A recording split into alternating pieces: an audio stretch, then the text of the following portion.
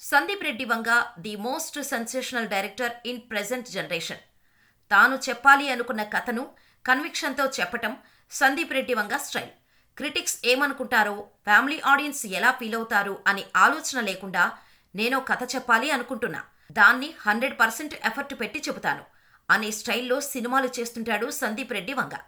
ఈయన సినిమాల్లో హీరోలు మామూలుగానే కాస్త హైపర్గా ఉంటారు.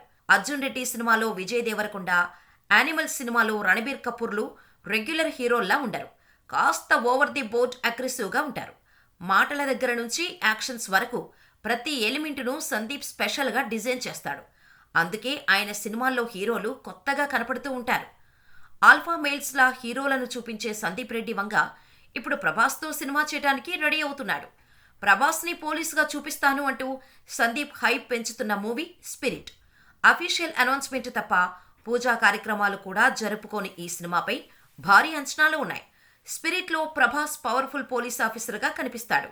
సిన్సియర్ పోలీస్ ఆఫీసర్ కథతో స్పిరిట్ సినిమా తెరకెక్కనుందని చెబుతూ సందీప్ రెబల్ స్టార్ ఫ్యాన్స్లో క్యూరియాసిటీ పెంచుతున్నాడు.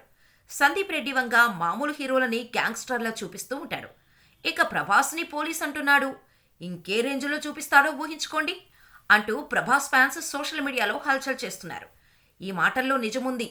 ఎందుకంటే సందీప్ డిజైన్ చేసే క్యారెక్టర్స్ మామూలుగానే టిపికల్గా ఉంటాయి. ఇందులో ప్రభాస్ను ఊహిస్తేనే గూస్ బాంబ్స్ వస్తున్నాయి. మరి సందీప్ స్పిరిట్తో ఎలాంటి సెన్సేషన్ క్రియేట్ చేస్తాడు అనేది చూడాలి.